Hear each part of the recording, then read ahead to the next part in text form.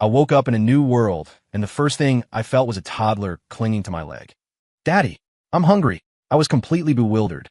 I looked up and locked eyes with a gaze that could freeze water. A woman stood there, an icy billionaire CEO, and slapped a paternity test onto my chest. "The child is yours.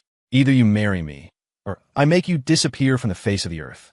I chuckled, a smirk playing on my lips. In a blur of motion, I spun her around and pinned her against the wall. "I'll marry you, but my dowry is $100 million. Want a second kid?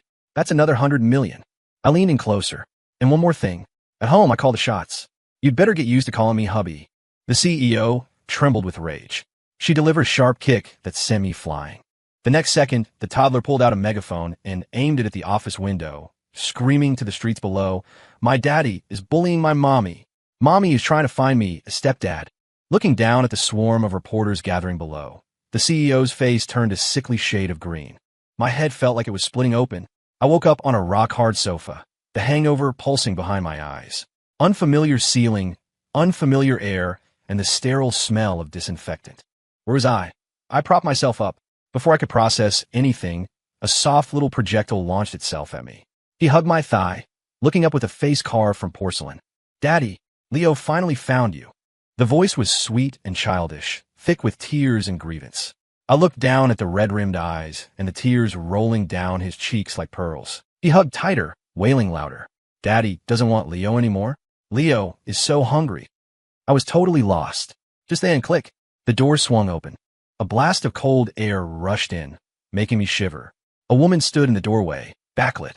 I couldn't see her face clearly, but her aura screamed, "Keep away."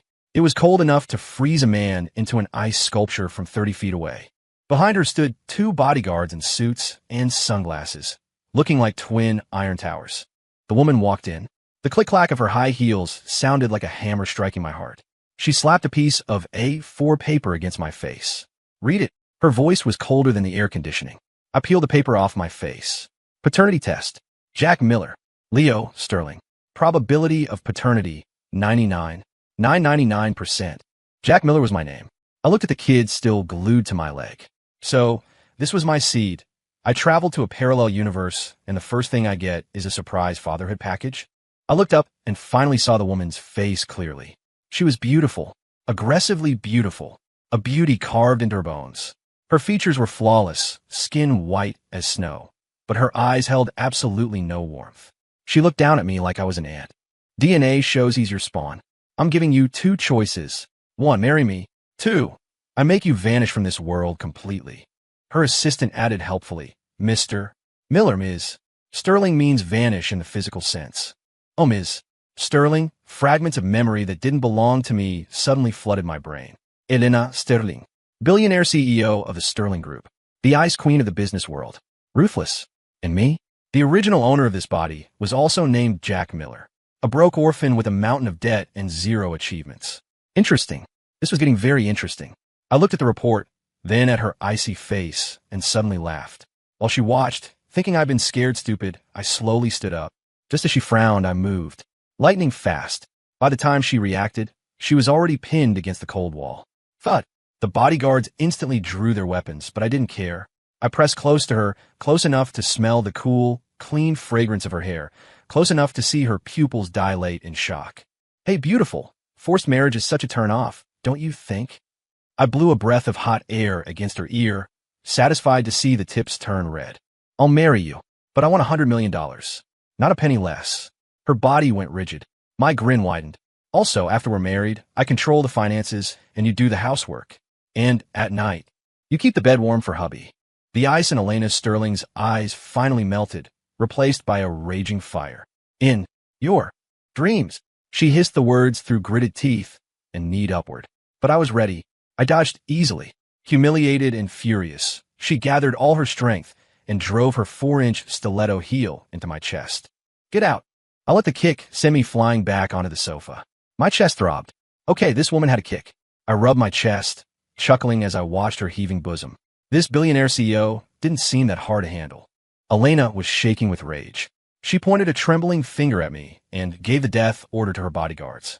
"Throw him off the 38th floor. The 2 men in black walked toward me, expressionless killing machines. I was just about to stretch my muscles when the little munchkin in my arms exploded. Leo hugged my leg with a death grip, crying his heart out. Don't throw my daddy. Wah. Mommy is a bad guy. Daddy, run. He cried while looking at Elena with big, accusing, tear-filled eyes. Elena's expression didn't waver. Her gaze remained icy. I thought, that's not going to work, son. The next second, Leo's crying stopped abruptly. He wiped his tears with lightning speed and pulled something out of his little backpack, a bright red toy megaphone with cartoon stickers on it. My eyelid twitched. That was professional equipment. Leo hugged the megaphone and sprinted to the floor-to-ceiling window. He took a deep breath and flipped the switch. A screech of feedback pierced the air, followed by his high-pitched voice amplified to boom across the entire downtown district. Uncles and aunties downstairs, look up here. My mommy is an evil capitalist. She's trying to find me a stepdad, and she's going to throw my real daddy off the 38th floor. My daddy is so pitiful. I don't want to be an orphan. The screams got louder and more tragic with every sentence. I watched Elena's face change color in real time. Her assistant rushed in, phone in hand, looking panicked. Ms. Sterling, bad news. Downstairs, the lobby is swarming with reporters. Our stock price just started diving. Elena strode to the window and looked down. Below, a dark mass of people. Flashes popped like starlight. Her face went from angry red to shocked white, and finally to a suffocated green. Brilliant. I crossed my arms, leaning back on the sofa, enjoying the show. So, Ms. Sterling, how about it? Do we talk about my $100 million dowry, or do we talk about your market cap evaporating by $1 billion tomorrow? Elena spun around, looking like she wanted to eat me alive. She stared at me, chest heaving with rage. I could hear her grinding her teeth. A long silence. She squeezed 3 words out. You win this. I smiled. Bring me the contract. The assistant quickly printed a marriage agreement. Elena didn't even read it. She slashed her signature across the bottom and slammed the contract and pen in front of me. I picked up the pen and glanced at it. Simple content. Contract marriage. Quid pro quo. Under Party B, I signed Jack Miller with a flourish. Then, my eyes moved to Party A. Under Elena's murderous gaze, I raised the pen and added 2 words next to Party Big Daddy. After signing, I added a supplementary clause at the very end. Note, Party A, Big Daddy, retains final interpretation rights of this contract. I blew on the ink to dry it and handed it to the dumbfounded assistant. File it. 1 copy for each. Elena stared at the glaring words on the contract, swayed on her feet, and almost passed out. She gripped the table, glaring at me. Jack Miller, this is just the beginning. I will make you regret this. I smiled without speaking, grabbed my jacket from the sofa, and waved to Leo. Son, go home with Daddy. Leo immediately turned off the megaphone, ran over on his short legs, and looked at me with pure worship. The real game was just starting. Regret? I didn't know how to spell the word. I thought going home meant going back to the original owner's rat hole apartment. Unexpectedly, Elena's assistant packed us both into a Rolls-Royce. The car drove up the winding canyon roads and stopped in front of a futuristic mansion in the hills. Mr. Miller, Master Leo, this is your home now. The assistant respectfully opened the door. I got out and looked at the mansion, which looked like a base from a sci-fi movie. Poverty really had limited my imagination. Leo whispered in my ear, Daddy, Mommy has too much money to spend. That's why she needs a man to help her spend it. Well said. Definitely my seed. We walked into the villa. Elena had already changed in a loungewear, sitting on the living room sofa, waiting for us with a cold face. On the coffee table in front of her sat a thick stack of documents. Come here, she commanded. I led Leo over and sat down opposite her, sprawling comfortably. She pushed the stack of documents toward me. This is the cohabitation agreement. 20 pages, 108 clauses. Memorize it. I flipped through it casually. Clause 1. No physical contact with Party A, Elena Sterling, unless absolutely necessary. Clause 10. Entry into Party A's study, bedroom, and walk-in closet is forbidden without permission.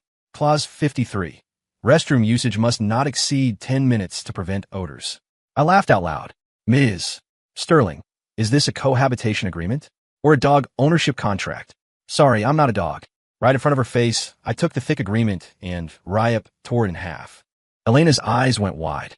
She shot up from the sofa. Jack Miller, don't push your luck. I tossed the confetti into the trash can, pulled a blank sheet of paper and a pen from the table. I don't recognize your rules. In this house, you listen to me. I scribbled a few large words on the paper. The new big 3 rules. Elena was so mad her lips were trembling. I ignored her completely and read aloud. Rule 1. I'm responsible for looking good and raising the kid. You're responsible for making money. Rule 2. I do the cooking, but what we eat and when we eat is my call. Rule 3. Without my permission, you're not allowed to step 1 foot into my bedroom, especially at night. After all, as a man, I need to protect my virtue. I slapped the paper onto the table and looked at her provocatively. Leo immediately transformed into the ultimate wingman, nodding vigorously. Right? Daddy is right. Daddy makes the best barbecue ribs. Mommy only eats salad. Daddy says men need to sleep early at night or they won't grow tall. I watched as father and son teamed up. Elena's face was a kaleidoscope of colors. She pointed at us, stuttering, unable to get a word out. Her chest heaved violently. Clearly, she was about to explode. But the moment she thought about the reporters downtown and her plummeting stock price, she had to force all that anger back down. Finally, with a dark face, she let out a heavy humph and stomped upstairs. Was that a yes? I flashed a peace sign at Leo. Round 1, battle for household dominance. Victory. That night, I inspected Elena's kitchen. It was bigger than my old apartment and cost a fortune. Inside the massive fridge, I found 3 packs of instant noodles and 1 egg. I cooked a deluxe bowl of ramen with an egg for her, the kid, and myself. When the assistant brought the 3 steaming bowls to the table, Elena, who had just come downstairs, looked thunderous. She stared at me, her eyes saying, "You expect me to eat this?" I shrugged innocently. Can't help it. That's all that was in the fridge. New rule number 2. I decide what we eat. Leo was already slurping away, mumbling praise through a mouthful of noodles. Daddy makes the best noodles in the whole world. Elena glared at the noodles, then at me. Finally, faced with hunger, she chose compromise. She picked up her chopsticks and, looking utterly disgusted, began to eat in small, dainty bites. Watching her look so aggrieved yet forced to eat, I felt fantastic. Elena Sterling, this is just the start. I'm going to melt you down drop by drop. The next day, I was still sleeping when the phone rang. It was Leo's kindergarten teacher. Is this Leo Sterling's parent? Leo got into a fight at school. Can you come in? I frowned. Leo was mischievous, but he wasn't the type to start trouble. Is it serious? The other child is injured. The parents are very emotional. You'd better get here fast. The teacher sounded stressed. I hung up and dialed Elena. It rang for a long time before she picked up. What? Her standard icy tone. Leo fought at school. Teacher needs us there. Silence on the other end for a few seconds. I'm in a critical transnational conference. Handle these small matters yourself. Click. The call was ruthlessly disconnected. Small matters? Her son fighting at school was trivial to her. A nameless fire surged in my chest. Daddy, what's wrong? Leo asked, a piece of rib hanging from his mouth. I pushed down the anger and rubbed his head. Nothing. Finish eating. Daddy has to go out. I drove the most inconspicuous Volkswagen from Elena's garage to the city's most prestigious private preschool, Preston Academy. As soon as I reached the office door, I heard a woman screeching inside. Fatherless little bastard. No breeding at all. Look what he did to my son. Expel him. Immediately. Right now. I pushed the door open. A woman in a Chanel suit, dripping with jewelry, was pointing a finger at Leo's nose, screaming abuse. Leo stood there, his small body rigid, lips pressed tight. His eyes were red, but he wasn't crying. Next to him, a chubby boy smirked triumphantly, sporting only a tiny scratch. And the woman kept raving. Principal, I'm telling you, if you don't give me an explanation today, I'll have my husband tear this lousy school down. My anger spiked straight to the top of my skull. I strode over and pulled Leo behind me. Since when is it your turn to discipline my son? My voice wasn't loud, but the office instantly went silent. The bejeweled woman paused, then looked me up and down. Seeing my cheap clothes, her eyes filled with disdain. You're the daddy who popped out of nowhere? Like father, like son. Crooked stick, crooked shadow. I laughed. Lady, whether my son has breeding isn't for you to judge. Considering your own manners seem to have been bought from a discount bin. You, her face twisted. You dare insult me? Do you know who my husband is? My husband is Councilman Pembroke from the Education Board. Oh, the councilman's wife. I nodded as if realized. My apologies. The principal was sweating buckets, trying to mediate. Mr. Miller, Mrs. Pembroke, let's calm down. Kids fight, it's normal. Normal my ass. Mrs. Pembroke shrieked. Expel him, or I'll have my husband shut you down tomorrow. She pulled out her phone, looking arrogant, ready to call on the cavalry. The principal turned pale, caught in the middle. I patted Leo's shoulder, signaling him to relax. Then, I turned to the principal, voice calm. Principal, if we're going to solve this, we need the full story. I want to see the security footage. Looking like he'd been granted amnesty, the principal immediately led us to the security room. The footage was clear. It started with Mrs. Pembroke's son grabbing a teddy bear from a little girl and pushing her down. Leo stepped in to argue. The chubby kid sneered. My mommy said she's a pauper. She doesn't deserve nice toys. Then he shoved Leo. Leo fought back. Once the video ended, the room went quiet. Mrs. Pembroke's face flashed green and white, but she doubled down. He still hit him. He injured my son. I ignored her and crouched down in front of the little girl who had been pushed. Sweetie, tell Uncle. Does he bully you often? The girl looked fearfully at Pembroke's son, then nodded. I looked at the fat kid, tone gentle and guiding. Hey kiddo, tell Uncle, who taught you that bully whoever is poor line? The kid, having zero filter, pointed at his mom and shouted, Mommy taught me. Mommy says those poor ghosts are only fit to carry our shoes. Slap, Mrs. Pembroke slapped her son in a panic. What are you babbling about? The expressions on the teachers' and parents' faces were priceless. Mrs. Pembroke tried to argue, but I had already calmly pulled out my phone. Mrs. Pembroke, was it? I pressed play. Her earlier screeching. My husband is Councilman Pembroke. Echoed clearly through the room. He smiled to hear. So, Mrs. Pembroke, shall we continue discussing this little fight?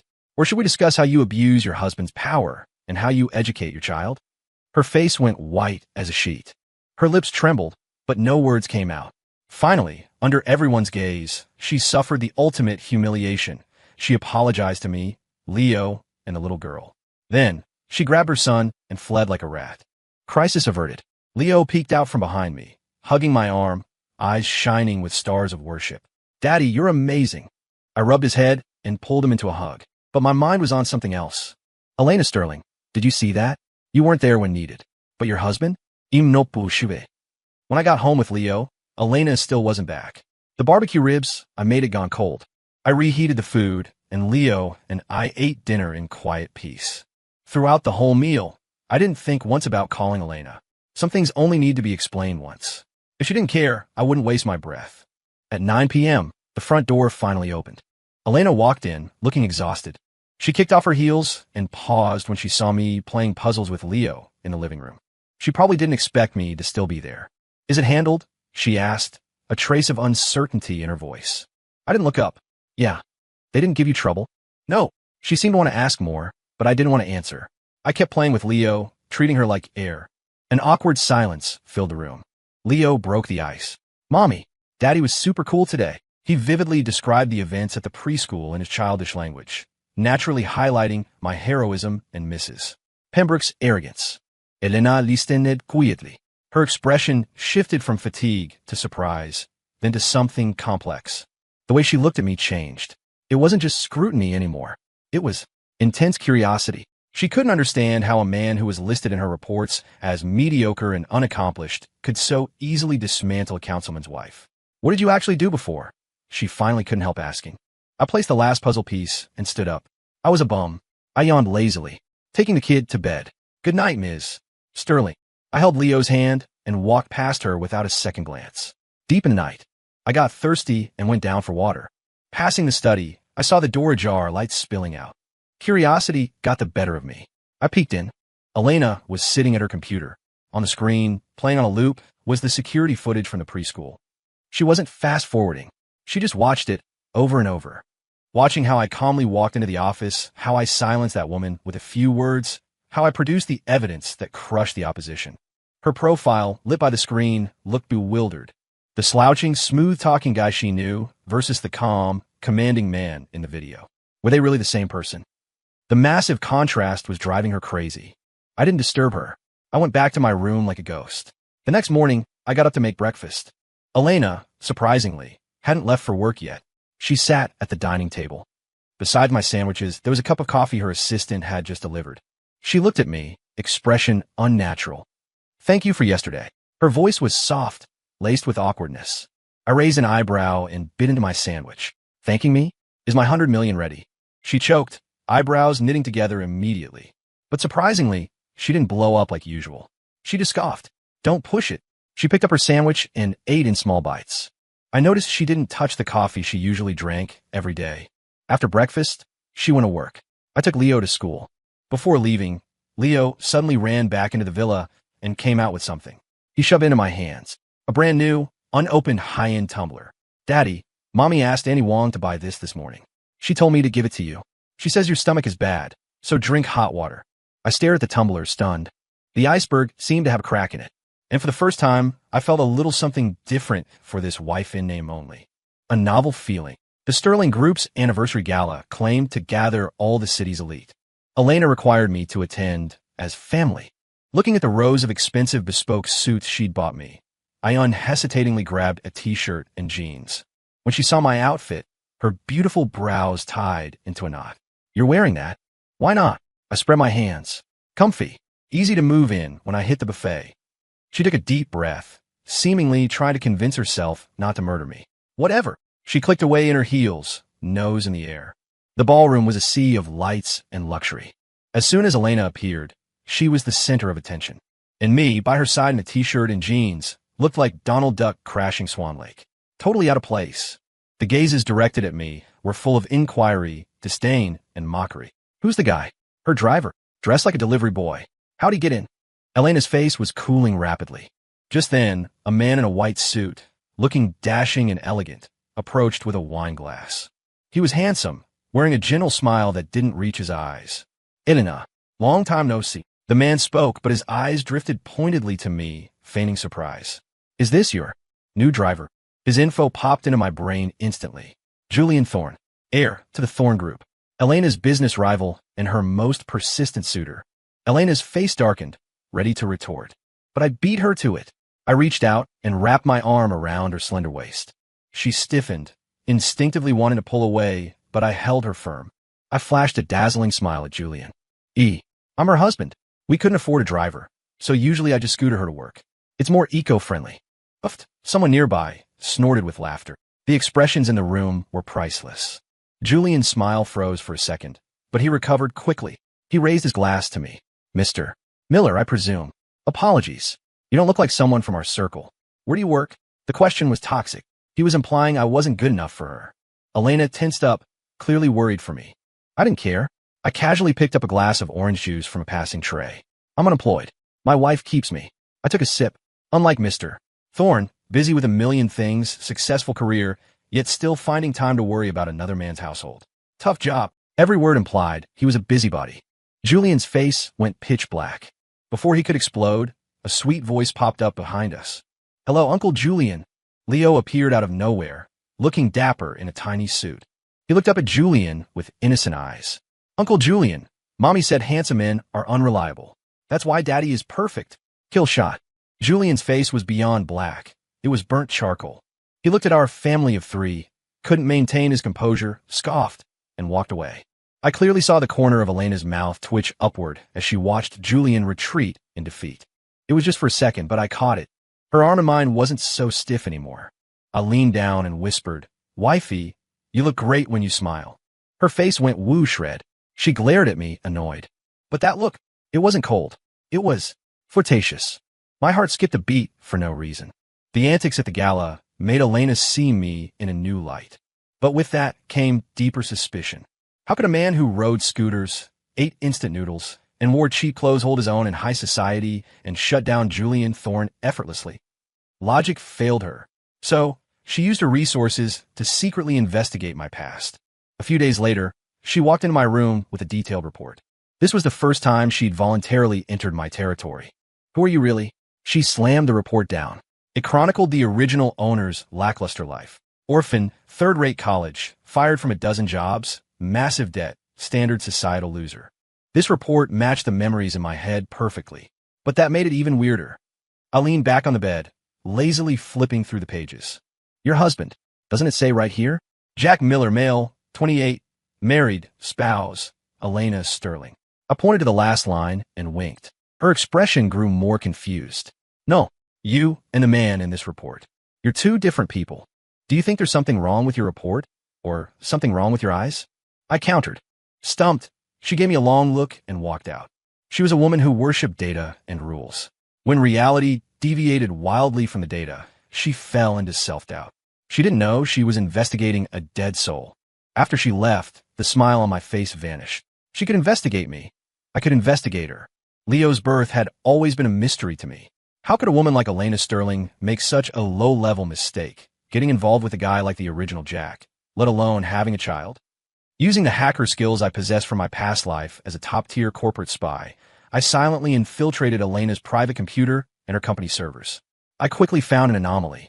Elena's memory of the night of conception was very blurry.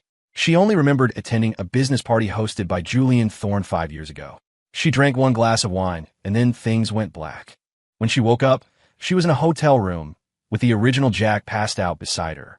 I immediately pinpointed the hotel. I followed the digital trail, hacking into the hotel's archive from 5 years ago. Most surveillance and logs have been wiped clean. Professional, clean, no traces left. But they didn't expect to run into me. I spent the entire night recovering fragmented data from layers of overwritten digital ruins. A blurry hallway video. In the footage, Julian Thorne's assistant was supporting a man who was dead drunk, opening the door to Elena's room. That man was the original Jack. My heart sank. This wasn't an accident. It was a complete conspiracy.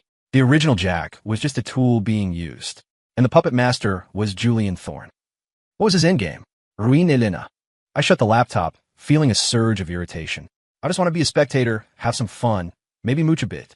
But now, it seemed I was unknowingly dragged into the deep end. The door creaked open a crack. Leo poked his little head in. "Daddy, why aren't you sleeping?" I wave him over. He scrambled up onto my bed. "Leo, let me ask you something." I tested the waters. If Mommy found you a stepdad, would you be okay with that? Leo instantly looked guarded, his little face falling. "Daddy, do you not want me and Mommy anymore? If you run away, I'll post on the internet that you abandoned us. And I'll leak the Big Daddy contract." Seeing him about to cry, the softest part of my heart was touched. I pulled him into a hug. "Silly kid, how could Daddy not want you?"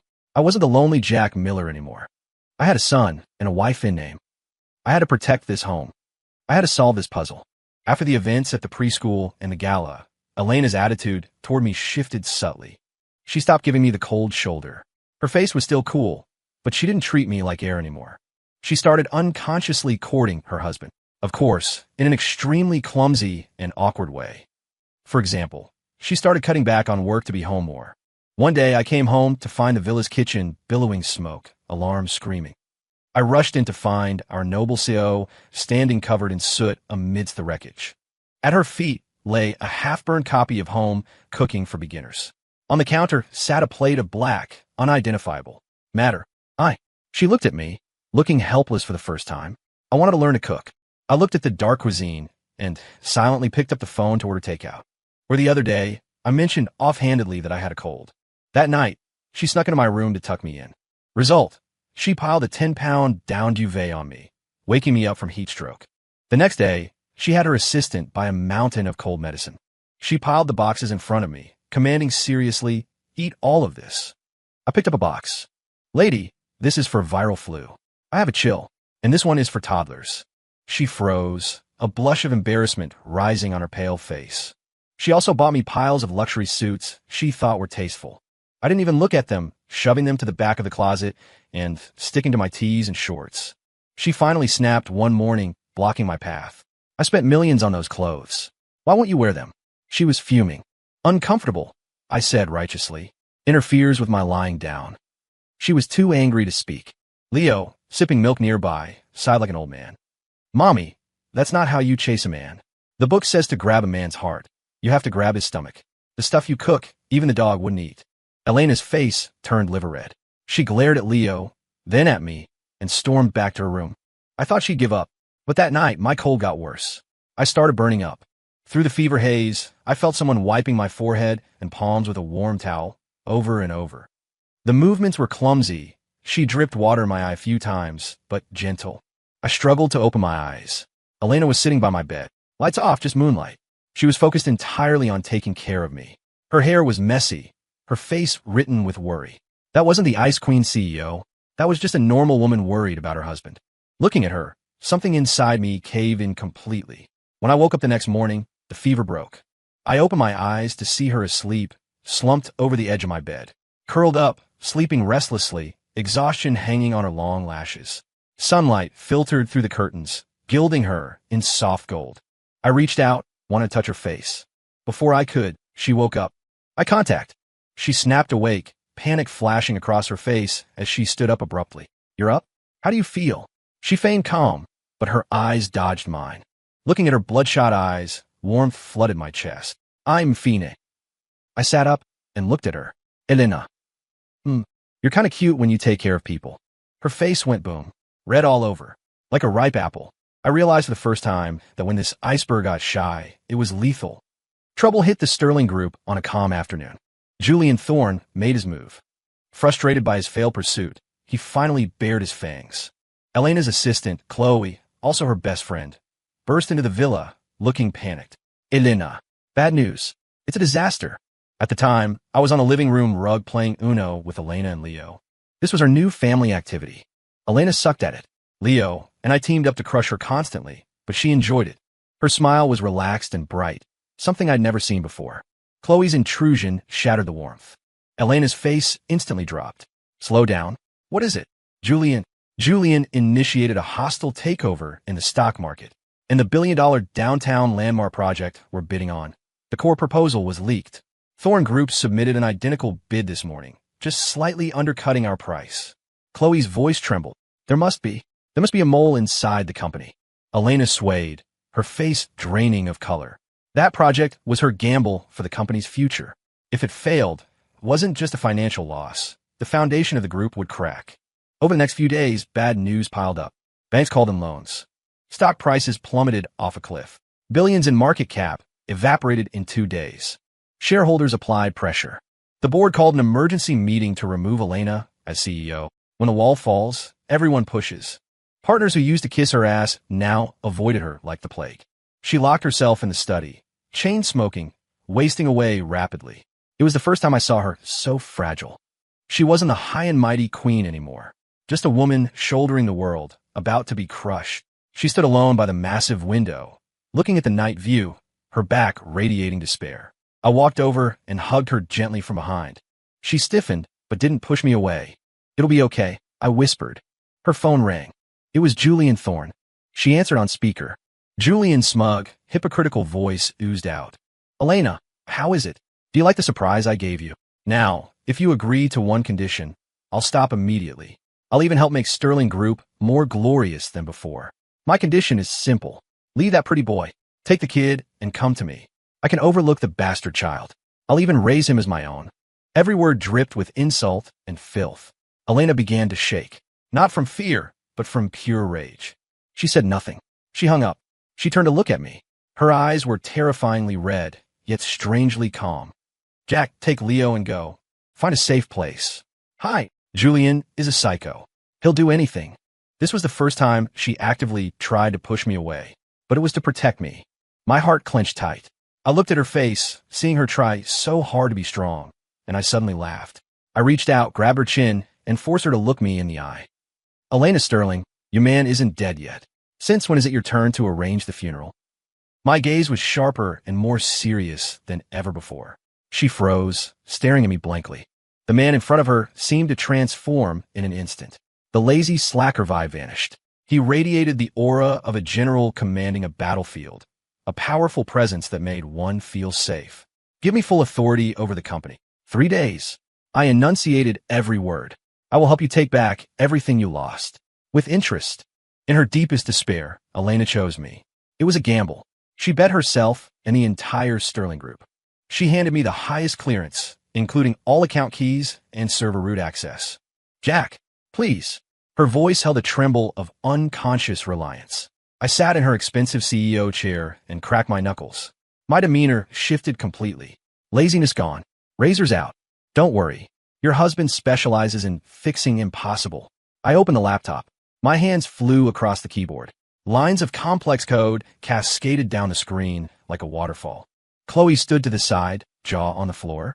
She couldn't imagine that the man who usually cooked ramen and cracked dirty jokes was a god-tier hacker.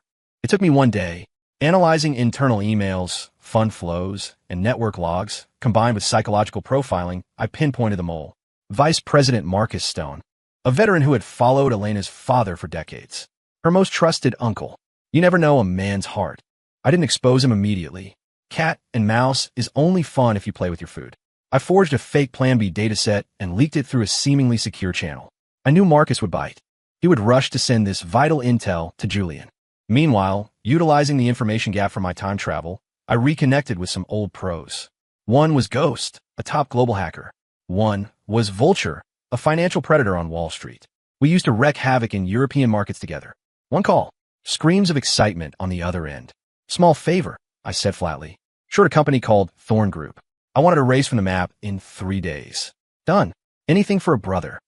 The trap was set. I had Elena play her part. Following my script, she contacted Julian. She acted humble, willing to negotiate, even considering his terms. Julian got cocky. He thought he'd won. He took all the bait. He started leveraging massively, mobilizing funds to attack the fake target I gave him, preparing the death blow for Sterling Group. He didn't know a net was closing over his head. For 2 days, I didn't sleep.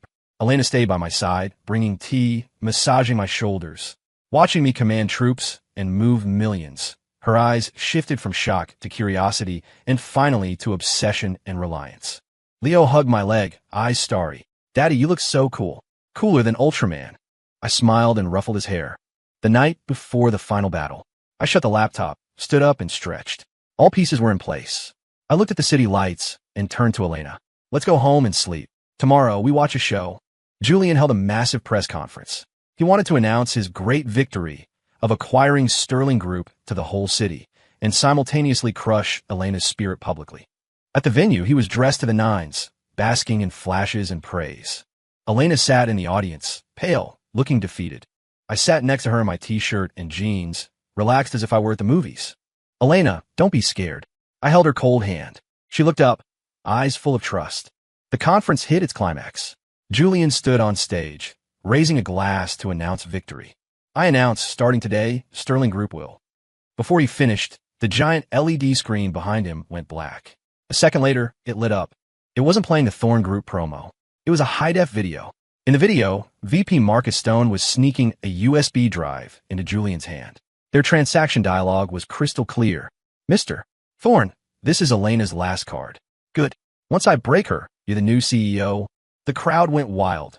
Julian's face went white instantly. Cut it. Cut it off. He screamed hysterically. But the tech crew seemed deaf. The screen changed. Audio played. It was a recording of Julian and his assistant, explicitly admitting to stealing trade secrets and market manipulation. The reporters went insane. Flashes blinded the room, capturing Julian's terror. But that wasn't the end. The screen showed the bombshell. A restored surveillance video from 5 years ago. The dashing Julian Thorn, pouring white powder into Elena's wine glass. Then, watching her drink it with a sickening, triumphant smile. Then, ordering his assistant to send a drunk man into her room. That man was the original Jack. The truth was out.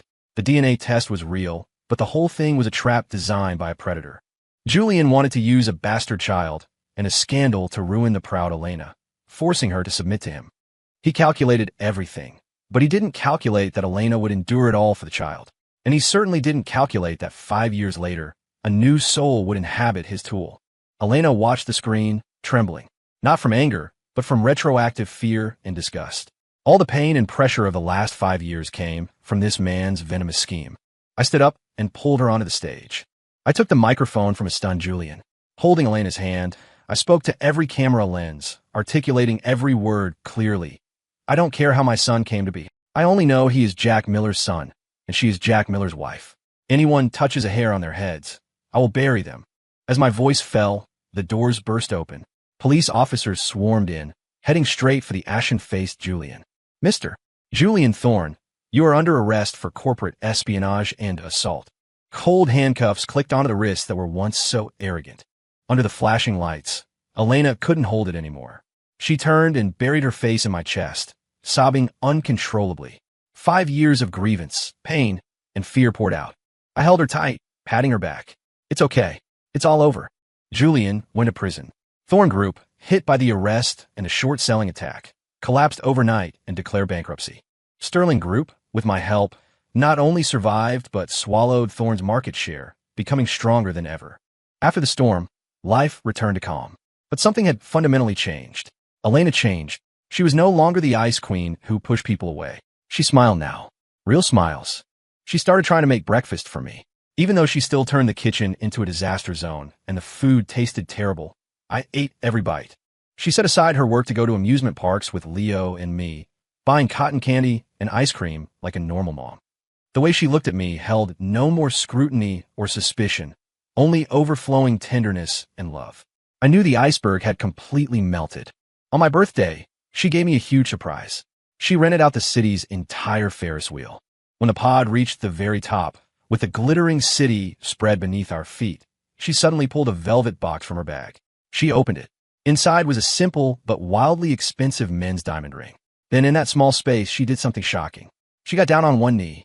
Our noble CEO, the billionaire queen, looked up at me with flushed cheeks, nervous and expectant.